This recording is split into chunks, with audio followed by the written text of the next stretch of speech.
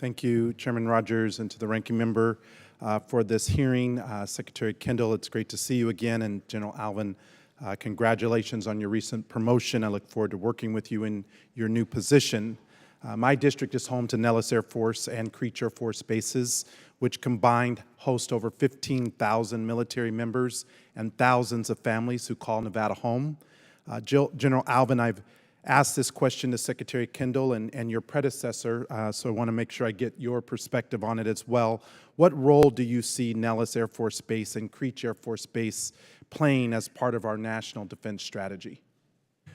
Well, Congressman, thanks for that question, because I think they're critical. Obviously, Nellis Air Force Base, between the Warfare Center, the Virtual Test and Training Center, and our Shadow Operations Center, where we're understanding how to integrate the Advanced Battle Management System and the Next Generation C2, put all those together, as well as the Nevada Test and Training Range, and you have a nucleus for really some of the development of the concepts and the capabilities and tactics, techniques, and procedures for Air Force going into the future. So that's critical.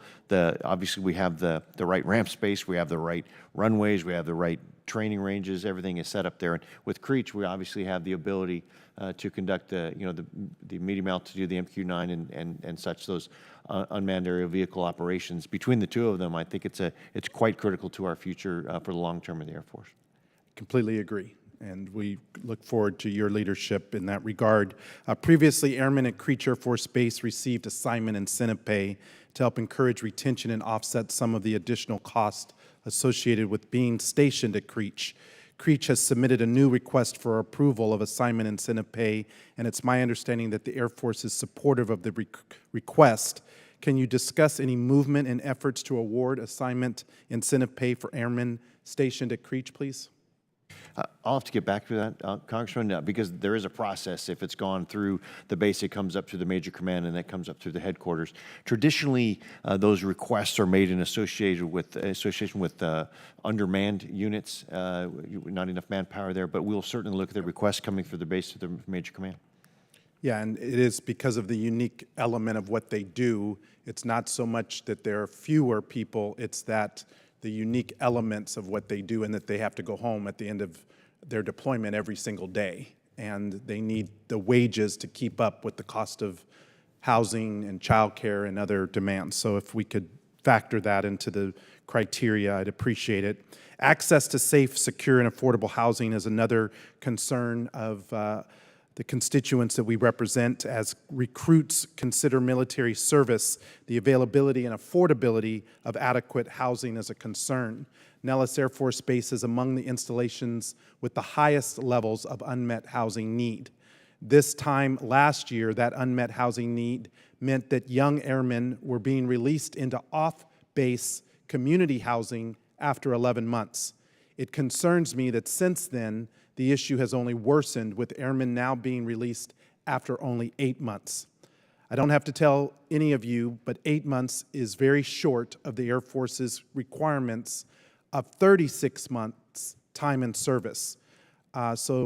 General and Secretary, can you speak to the importance of ensuring adequate housing availability for both recruitment and retention of our military members, and what is currently being done to address the needs of our young, unaccompanied airmen at installations such as Nellis?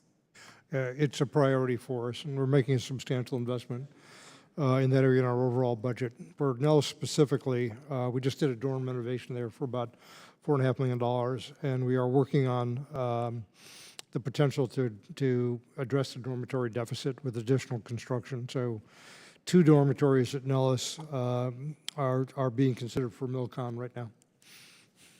Now, those 2 replacements, so you have the renovation.